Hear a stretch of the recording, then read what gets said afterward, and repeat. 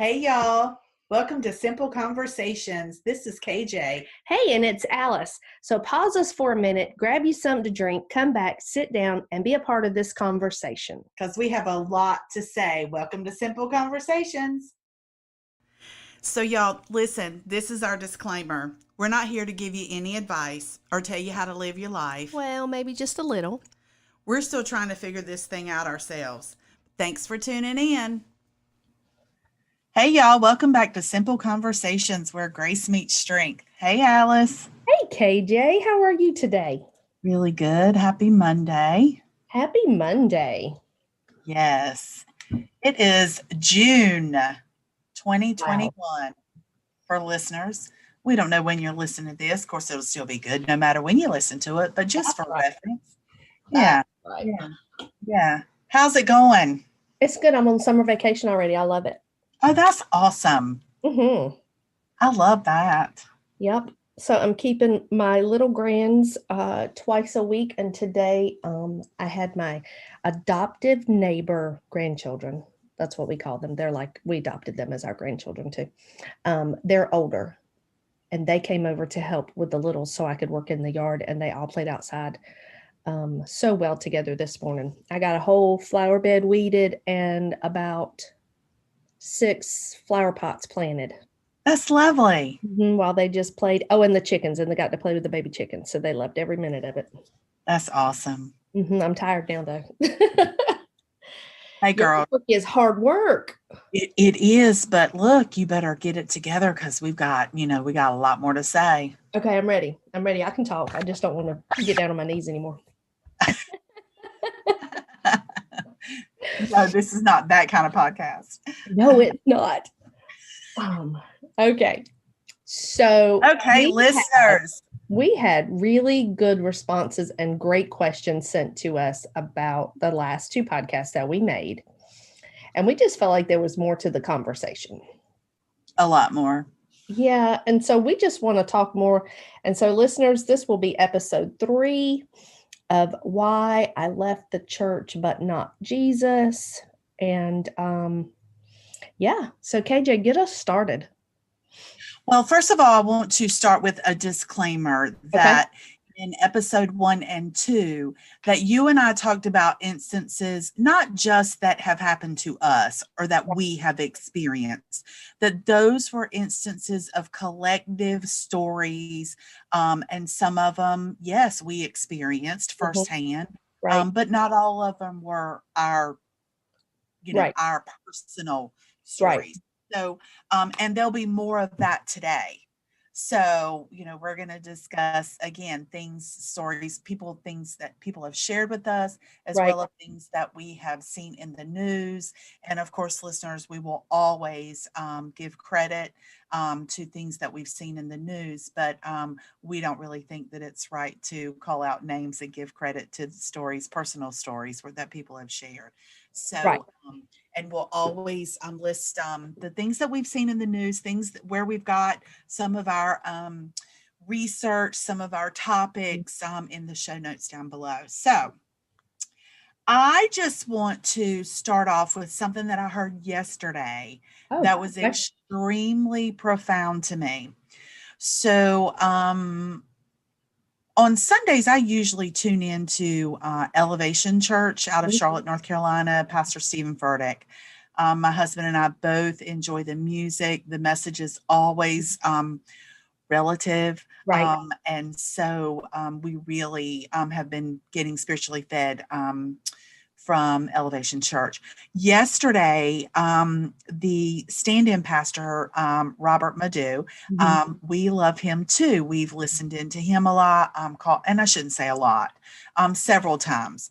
Yesterday's message was incredible, but one thing, and it spoke to our heart, both of ours.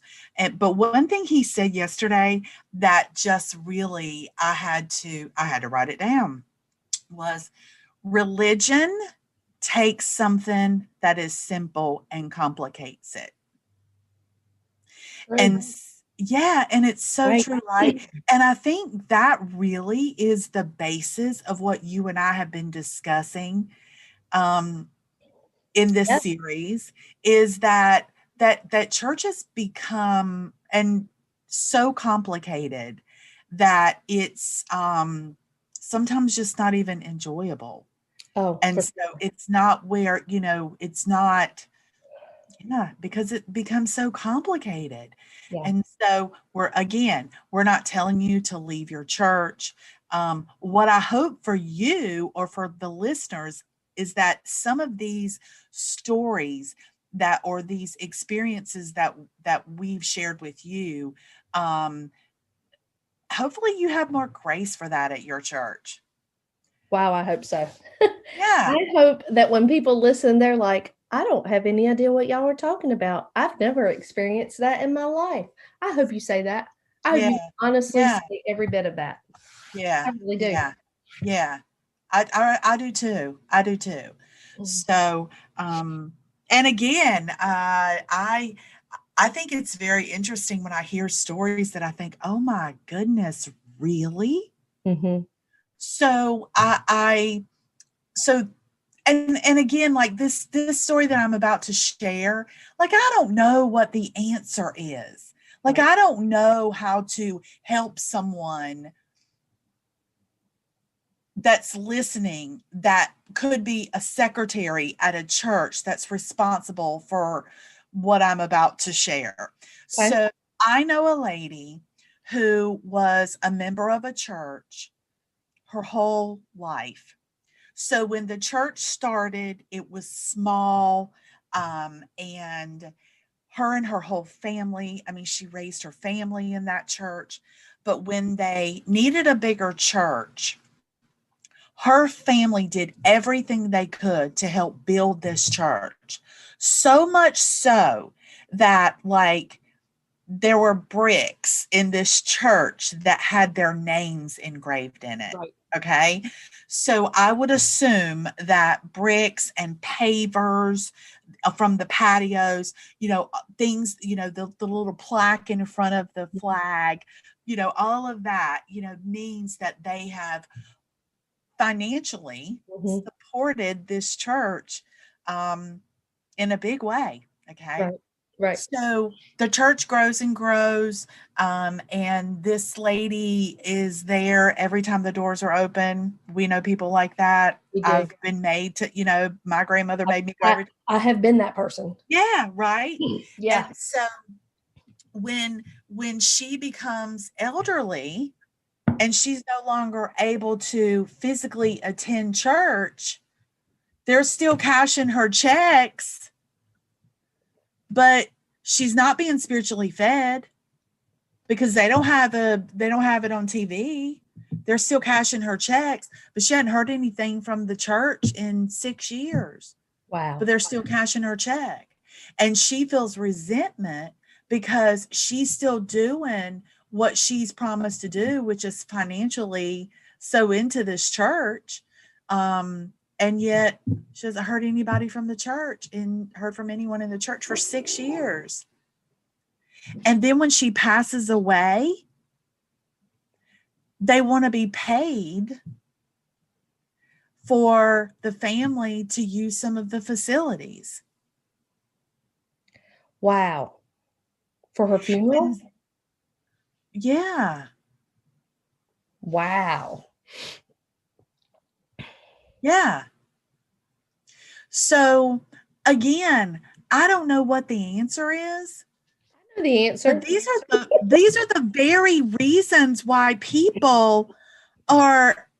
I have a few answers for that, actually. I can tell you a few answers. Whose responsibility is for that? Is the responsibility, does that fall on the person who opens the envelope? Does that responsibility fall on the accountant, the person who's counting the money? Does that responsibility fall on the leader? See, when I say that I don't have an answer for that, like I don't know, but yet on the I other hand, but I think when we're supposed to be doing life together, if you get so big that you don't know the people you're doing life with and nobody knows, that's a problem. So the fact that this fell through the cracks So who was pastoring her at this point when she was not able to attend anymore in physical body?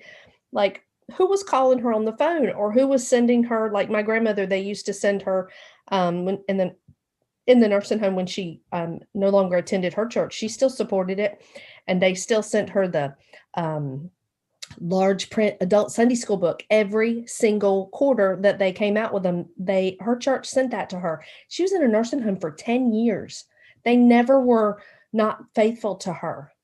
Uh-huh. The pastor still came to visit her, and she had not attended the church in, gosh, hit or miss since my granddaddy passed away, and I was in my young 20s when my granddaddy passed away. So you're talking over the last 30 years, she would have been hit or miss, and the last 10 hardly at all. Like, well, not at all, not at all. But they were faithful to her. They sent her a Christmas card every year. They would come and visit her in the nursing home, 2 different towns. Yeah. So, okay, so the fact that this woman, one, was still financially supporting, I wish I would known her to say, honey, you don't have to keep doing that because you sow seed where you're being fed, unless the Lord leads you to sow seed. And then if he's leading you to sow seed, then don't begrudge it, because it won't return to you void. Like, God will use it, okay, for your faithfulness. He'll honor that. But yeah, like, what in the world? Like, so no one was pastoring her. No one was checking on her. No one was making sure that she was okay. Um, so there has to be where we somehow compare our money to our attendance. Like that has to be somebody's responsibility to see when people are missing that are members of the body where they are. Yeah. Yeah. Yeah. Yeah. All of that bothers me. All of that. Yeah. Every bit of that. And that you would have the audacity to ask that family to pay when that woman paid for 6 years of not attending. Wow. Yeah. It's stories like that. Yeah. Stories like that. That's why I do church at home too. That's why. Because I can't trust the people who are making those decisions, because they don't make decisions based on the best interest of the people. Right. And I'm sure there Yeah. are some. I'm sure there are some. Yeah. Um, Absolutely. I'm sure some of those places exist. Um, I actually haven't found one yet, but I am sure. I'm sure they exist. Yeah. Well, I mean, I'm impressed that that your grandma's church was faithful to her. They Really, were. They really really, were. Um, really.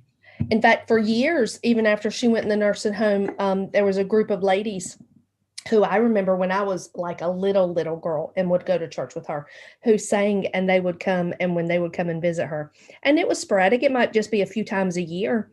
But again, you're talking different towns and, et cetera, et cetera. But they would still come, and they would sing with her and for her. And oh yeah, it was a really big deal. Yeah. Wow. Yeah. Yeah. Very, very, very interesting. Very. Yeah, speaking of that too, then I have a client who she was a member of a church for years and years and years, and then the like nephew became the leader of the church, and because he didn't visit people at the hospital and visit homes, like she quit going. Like there was a lady in the church that was in the hospital and never saw the pastor, and like that turned her off. And I even tried to tell her, well, I mean, a lot of pastors nowadays, that if they're not pastoring large churches, like mega churches, like they have to have jobs, like real jobs. And so, can you mix? She said, oh no, I mean, the church should be your job. The church should be your job. Well, I mean, Yeah, I think the pastors really make better pastors when the church is not your job. I personally think. What does that look like when you have sick people in the hospital? Like, I don't think that it's the pastor's job to go I see don't a either. sick person. I don't either. Um, but somebody should reach out in some capacity, whether that's a phone call or, or a visit or whatever. Like, you know, they want to be cared for. Are they part of a small group? Then let the small group do it. Are they part of a Sunday school class that's a tight group? Then let those people do it. But I think that responsibility falls on the body to do those things as much as any leader. Again, if we're doing life together, then if you go to the hospital, KJ, I'm not going to wait for some pastor to go visit you and come back and tell me how you're doing, because you're my friend and I'm going to go see you myself to see how you're doing. I'm going to call you, we're going to make a meal, like, yeah. So I think we have forgotten the do life together part. Yeah, absolutely. Although I will say, I was looking up generations earlier, and so she would be from the silent generation. And so she would be accustomed to like a patriarchal church where, we do what he says because whatever he says is the gospel and it's the truth, and we follow him no matter what. And so that's very interesting too when you think about the silent generation and the church, because my grandparents were from the silent generation, and honestly, it was so true. Like, I don't even know why we couldn't play Go Fish with a stack of cards. Oh, because you couldn't play cards, because cards would send you straight to hell. Yeah, we couldn't play cards. Straight to hell. Yeah, one time Juanita, my older sister, one time she had a deck of cards on the way to church on a Sunday morning, and she was just playing in her lap. And oh my goodness, I think Grandma and Granddad turned the car around. I think so. But look, when they would go to church, and now I loved my Grandma and Granddaddy's church. It really is where my foundation of faith came from, was, through my grandmother. But when they used to go to the altar to pray, men were on one side of the altar and women were on the other. They didn't pray together. Even husbands and wives didn't pray together. All the women prayed on the right side and the men were praying on the left side. They didn't intermingle at all. What's up with that? I don't know. Interesting, right? Very interesting, and it could be, was that like a religious rule of that particular church, or was it just something where one Sunday a man went on one side, another woman went on the other side, and everybody followed suit, and people just... I don't know. I wasn't in that church. Like, I didn't grow up there. Like, I probably wouldn't have gone there. Let me see, when my parents split, I was just turning 12. So I wouldn't have gone to that church consistently past the age of 11. So when I would have been possibly asking questions about things, I wasn't there to, I wasn't a part of it to ask. And I actually never thought to ask Grandmama why we did it that way. We were part of a very religious denomination, because like the ladies didn't cut their hair. They all wore their hair pinned up. No one had their ears pierced. Women didn't wear makeup. My grandmama, I never saw my grandmama in a pair of breeches. She had a pair of breeches that she would sometimes wear in the garden, only because she was allergic to everything under the sun. But I never saw her in breeches. What denomination was that? Pentecostal Holiness. See, I never saw my sweet granny in breeches either until very, very late on in life. And yeah, I grew up Southern Baptist. You know what else too is funny? Grandmama would wear a watch, and she would wear a mother's pin, but she never wore a wedding ring, because there was something about wearing jewelry. But she could wear a watch. Bizarre things. She could wear a watch, and she could wear a mother's pin, or different like types of pins, like, in the neck of her dress or whatever.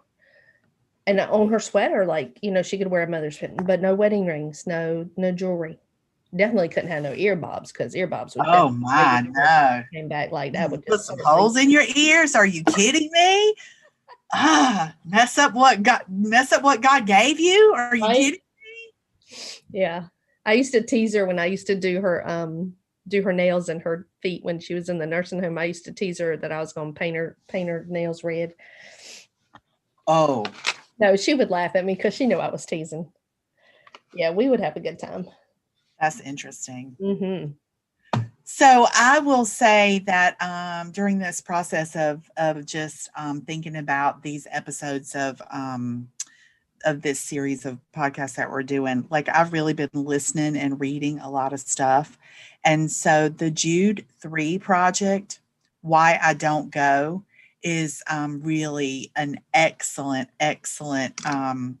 It's short videos, like Okay. 5 to 8 minutes, but that it really has you know what? It makes me feel validated. Okay. That I'm not being dramatic, that I'm not Or operating petty. Or it petty. I'm not or being petty or Right. petty Right. or here go my air quotes, that I'm not operating in the spirit of offense. You don't have a spirit of Jezebel either, do you? Right? You don't have the Jezebel spirit. I mean, I don't think so. Oh my goodness. Anyway, but I think one thing that I think the biggest thing that the Jude 3 project that I was able to take away is that there will never be change until we call it out and expose it. Mm-hmm. And until our questions are actually until we're able to ask our questions. Yeah. Right? Look, you could say I don't know, but let me come with my question, because see, God's big enough for all of that. Right. Right. And so, yeah. And then to know that, that he's, I don't know, just call it out, expose it. And then and to know that anything that I have experienced from my perspective is valid, like because a leader or a deacon or whatever, because he has no context for that, he hasn't experienced it, doesn't make it not so, doesn't make me operating in the spirit of offense. Correct. Yeah. Correct. So speaking of deacons, like that's one thing I don't really understand either, is all the titles in Right. church, and so I've never really understood that. Never really understood why you go to some churches and like all of the men are sitting on the altar like in these big ornate chairs, like they're the big Pumbaa. I don't really I don't get that. But just recently I heard a story where for years and years they weren't allowing women to be deacons in the church. Right. Okay. Yeah. And so and I think that depends on the denomination too, but yes, correct. Okay. I think this is a Baptist church that I'm speaking of. This story came from a lady who attends a Baptist church. And so she had been doing all of the women's stuff in church, all the women's stuff, organizing the kitchen. Because that's a woman's job. Right. Teaching children's church. Because that's a woman's job. Because that's the nursery, that's a woman's job. Leading the team, whatever, acting, puppets, whatever it was, I can't remember. So she becomes a deacon. She's one of very few in her church, and then her husband and she go through something. And now all of a sudden, like you can't be a deacon anymore because you and your husband, are going through something. And, that's just the wrong thing to portray, because, we have this perfect museum in this church. And if you don't, measure up to that perfection, that standard of perfection, then we're going to have to, demote you, for lack of a better word. When she told me that, how many men were deacons that had marriages had been through something and they remained deacons? Because I have a story about that when you're finished. I'll tell you about that. Well, I mean, yeah, that's like, I'm dumbfounded. Excuse me? Did she stay at the church? She went back to the church. but she came away from the church for probably more than a year. And I'll be real honest with you. I think that the only reason why she went back to the church was because it was more convenient than any other church. She'd have to drive further to get to another church. I'm not really sure. And that's none of my business. I don't even know why I said that, but yeah, she's still at that church. And So and she's gone back to doing all the women things. I don't love that. It doesn't help any other woman by her doing that. Okay, so not deacon, but pastor's council. So some denominations have a council of 12 or 13 people that sit on a council. I remember when it was all men and the whole like state level, international level, whatever, was voting to see if they were going to allow women to be a part of this board of people. So I'm, to the best of my knowledge, and I don't love the politics, so my husband actually would probably explain it way better. So if somebody needs clarification, you can message us. The pastor's council would be the advisory counseling board when they're making decisions. They would discuss these decisions with the pastor, and they would be the ones who would then give their advice on these things, whether it's building fund or hiring people or, I don't know, changing the name. I don't know, any of those kinds of whatever things that they would make decisions on. So this council had one woman and the rest were men. And when it came up for a vote and you could nominate someone or put your name in, I knew of a woman who put her name in. She had been recently divorced, and was told that it was not a good time for her to put her name in because she was recently divorced and she needed time to work through all of that first. While on that board sat two men that I know clearly was not a secret, that one had been divorced and he and his wife were separated at the time, and another man who he and his wife never slept together ever. They were only together for the sake of not getting a divorce. They didn't even sit together in the church, but it was okay for them to remain on the council. But this woman who had gone through a divorce could not be a part of it because she had just gone through a divorce. Wow. Mm-hmm. Wow. Yep. Yep. So I heard a story about a minister in a Episcopalian church Okay. who became involved with one of the parishioners, and they got married. They were older. They were both in their 60s. Okay. And they got married. And for some reason, about 3 years later, he didn't want to be married to her anymore. And he had grown up in that church, and his family had like a trust for that church. Like they were very wealthy. And so when they were no longer together, the priest, like the high priest of that church, told her they were transferring her.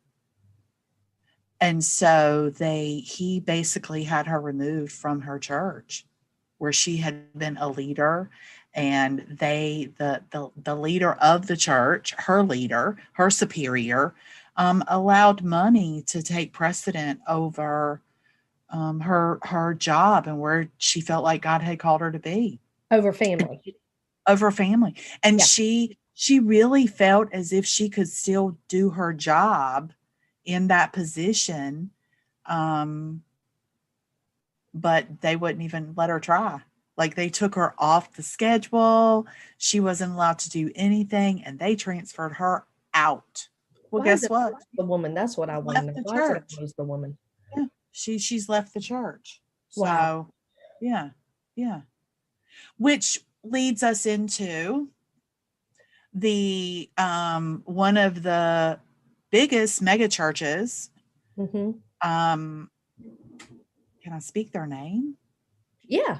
It's Hillsong, mm-hmm. who has had some of the most controversial articles about people leaving their church. Okay, which leads me into the story about Hillsong and about how they turned their back on one of their prominent leaders when he was having some junk going on in his life.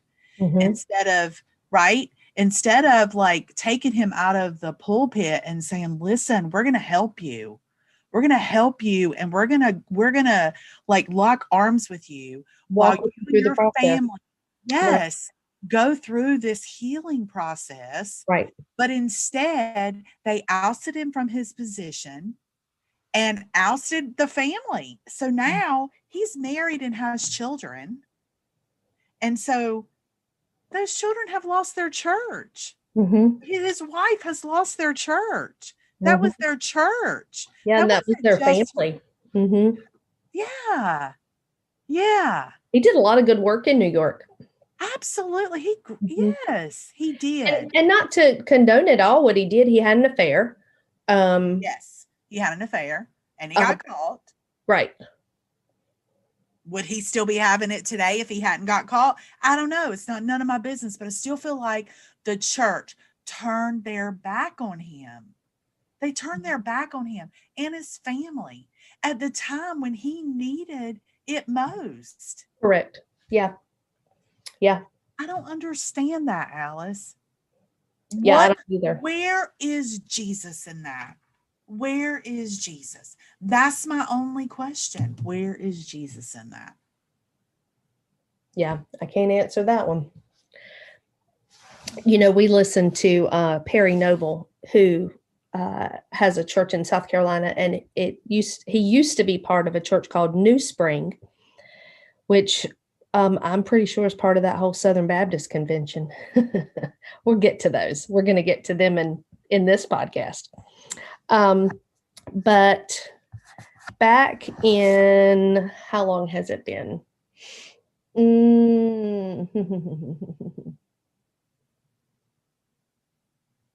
Gosh, I don't know what year it was. We went to Universal on vacation, and I remember getting the news from a friend that Perry had written a letter. So Pastor Perry, people call him Pastor P, had written a letter, and he was had been asked to resign his position as the head of the church. I'm guessing that would have been 2014, 15, maybe 16, but I don't know if 16 is right, but 15 or 16, maybe right in there. He had been asked to resign his position. He had an alcohol addiction. It had become quite a problem. When he was asked to leave his position, he ended up going to an in-person treatment facility for like 9 months on the other side of the country. But they took everything from him. And it was very public. It was very humiliating. And I remember telling my friend that day, I said, you know what? He's going to come back, and this is going to be one of the greatest stories of redemption, because God is a redeeming God. Yes. So after treatment, he lost his marriage in this process, which he does not ever talk about from the pulpit. He never talks about he never did talk about his wife. He still doesn't talk about any of that. He only talks about his viewpoint of it.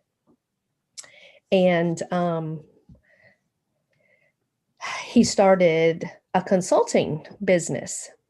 And then God called him to open another church. And he was like, he said he argued with God for a long time because he never wanted to do that again. He never wanted to be in that position again.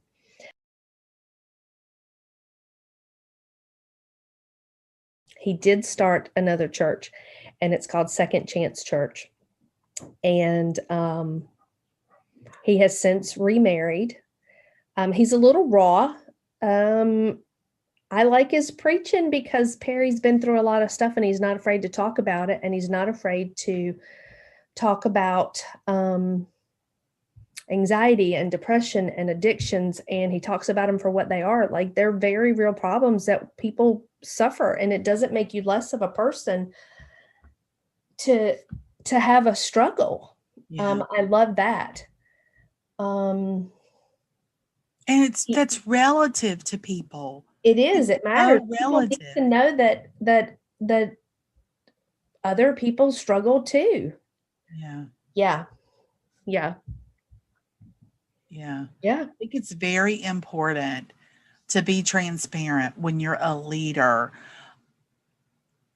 And he was during his time at New Spring too. He wrote a book during that time about depression, and he talked about it. And I remember hearing him do sermons. He was not my favorite pastor at that point because I felt like he was a little more raw in the sense of he's not a person with a great deal of empathy or mercy. Okay, so he comes across what I would say maybe a little more brash or a little more direct than my personal preference. Just because I'm tenderhearted and I like for everybody to, hold hands and sing Kumbaya. But he talked about it then, and he talked about how one Easter service, how he like felt so attacked, like he was having suicidal thoughts in the pulpit on an Easter Sunday. And like he talked about it. I think it made people very uncomfortable for him to talk about it. Because you can't put that in a nice, tidy little box. Like, you No. can't. Yeah. And people are very uncomfortable. It's the same thing that we deal with now with sexual assault and with, racism in the church. Like, you can't put it in a pretty little box, so people aren't comfortable with it, and they just rather not talk about it. Let's just don't talk about it. Let's just put it over there in the corner where it belongs, and let's don't talk about it. As long as we don't talk about it and we don't address it, we won't never fix it. Right. So true. Yeah. It's so true. Yeah. Yeah. Which is the same thing about mental health. I think it's very important that regardless of whether a leader has had those issues, like, you just don't put them in a box, Right. Yeah. Right. So, yeah. Yeah. So one of the people that I love and who has totally been sorry for our listeners, there is a dog outside walking, and so my puppy doesn't love it that there's a dog outside. He wants to go outside and see this dog. Okay, so Beth Moore is one that has totally caught all kinds of heck for her stand on leaving the Southern Baptist Convention, which is a big deal for her to do that. So did you hear about that as well? I did. Okay. But I don't know a whole lot about it. Okay. Yeah, I don't know a whole lot about it. So you tell me everything that So you know. I'll take this stuff out of an article and I'll link it. It's from Christianity Today. Okay. And this article is from March of 21. Okay. Okay. So it starts off by saying, for nearly 3 decades, Beth Moore has been the very model of a modern Southern Baptist. Okay, so she started off, which I didn't know until I read this article, but how she got started. She actually was a Sunday school teacher, and let me see if I can find that part in here.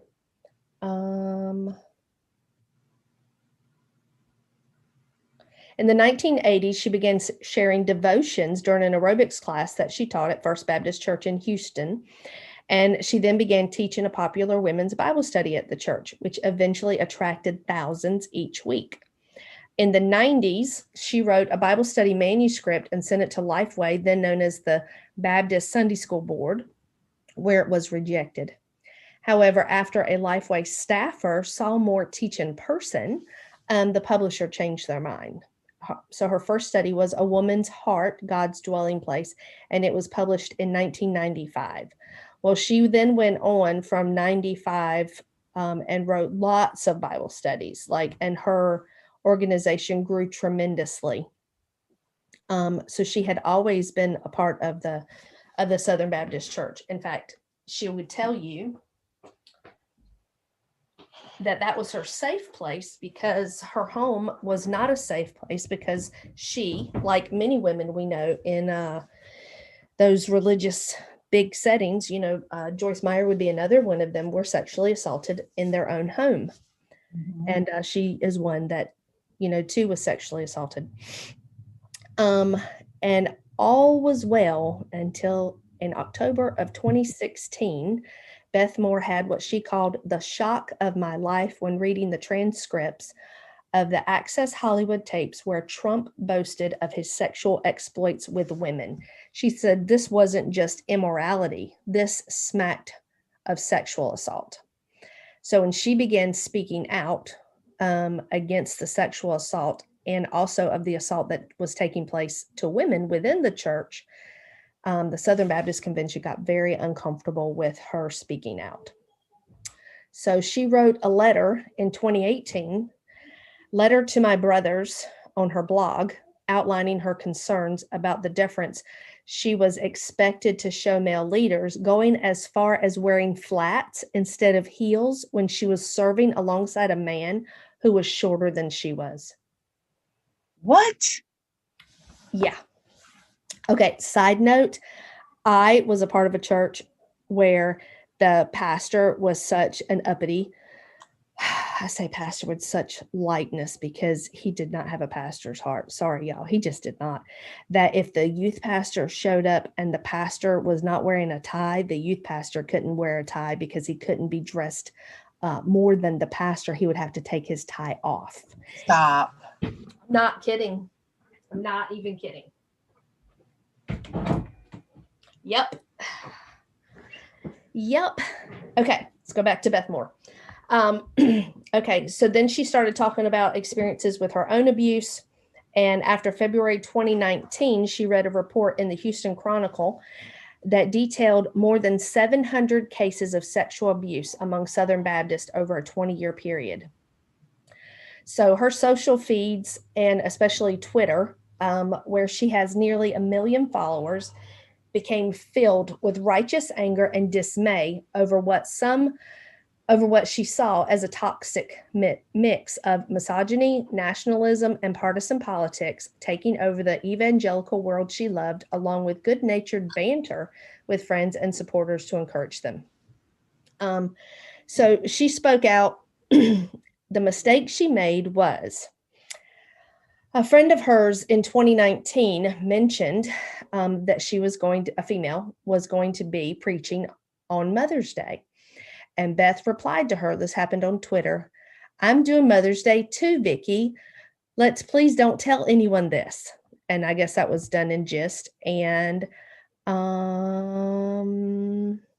the tweet immediately sparked a national debate among Southern Baptists and other evangelical leaders over whether a woman should be allowed to preach in church.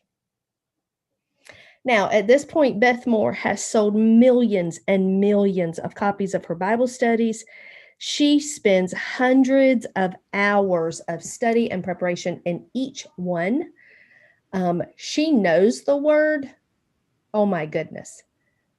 And we're not sure if it's okay if she give a message from the pulpit on a Sunday because it's a Sunday. Oh, help me, Lord. Okay. And so then this is a quote from Albert Mohler Jr., the president of the Southern Baptist Theological Seminary. He said this on his podcast. There's just something about the order of creation that means that God intends for the preaching voice to be a male voice. And then John MacArthur, who is a California mega preacher, summed up his thoughts and told Beth Moore to go home. So that happened I read that article when it came out. So that happened in like a business meeting that was taking place at the Southern Baptist Convention, where there was a panel of men on the stage and they were playing this ridiculous game. And one guy would say, I'll just call out a word and then y'all tell me whatever comes to mind first, right? And he said, Beth Moore, and that guy said, go home. Please tell me, in a room full of preachers, probably hundreds of preachers. First of all, what are you doing? Yeah. You look like an ass. Oh, gosh. Okay.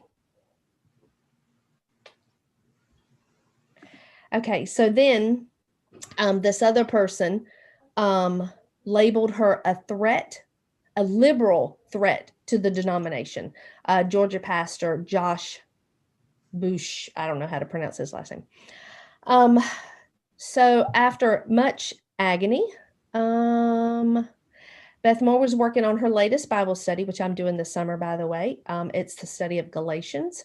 I'm very excited about doing it. I actually chose it on purpose because of this event that has took place and her walking away. She broke ties with Lifeway, who is run by the Southern Baptist Convention or owned by them or whatever, because they're Oh, I didn't know that. Yeah, they're all linked. They're all linked. So when the Southern Baptist Convention drops somebody, Lifeway also drops them. We'll get to that when we get to Jen Hatmaker. Okay, so when she started working on this Bible study with her daughter, she came across this this passage where Peter and Paul part ways, because Paul says to Peter that Peter's conduct was not in step with the gospel.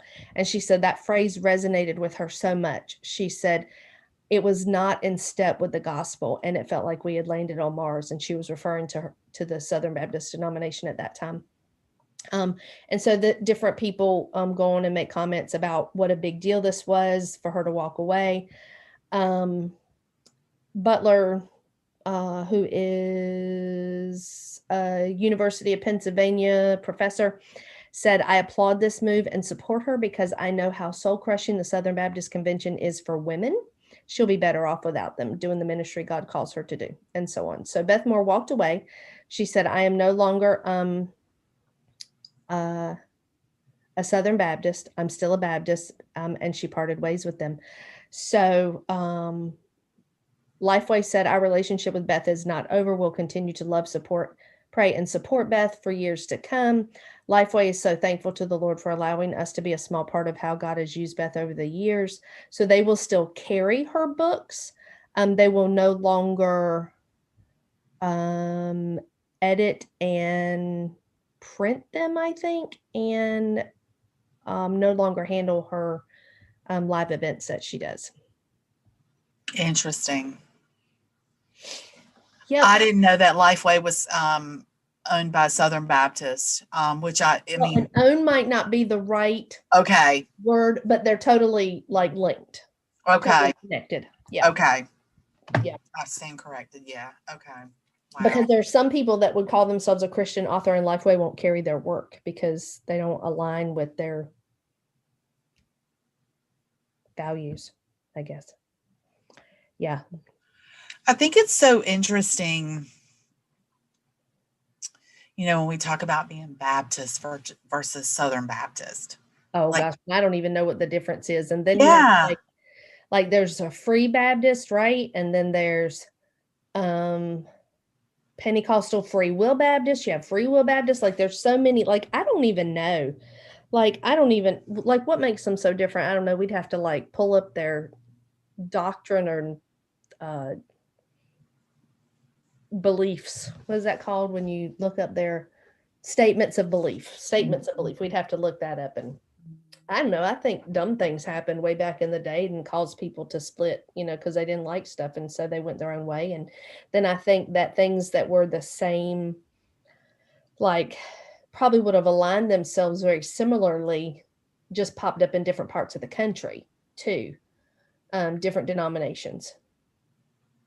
Like where they originated was different, but their beliefs are pretty similar. Oh, I see. Like Southern They- Baptist. So are there Northern Baptists? I don't Are there know. Eastern, Western, you know? I don't know. Yeah. And then you have too the oh, what was I gonna say?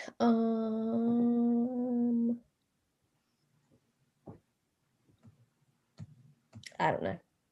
It just slipped right out my ears.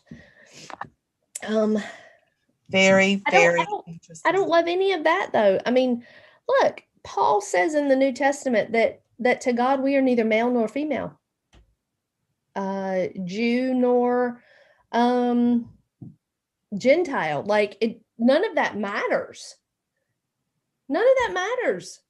Right. If you don't have a penis, you can't stand in the pulpit. That's the dumbest thing I've ever heard. Probably not Ever. the dumbest, but it is dumb. It's Like, dumb. oh my gosh. I don't love it at all. Yeah. Yeah, I don't. So good. I know it's over and you weren't finished listening. So stay tuned. There will be an episode 4 of Why I Left the Church, but Not Jesus. Who knows, there could be a 5, but for sure, there will be a 4. Thanks for listening.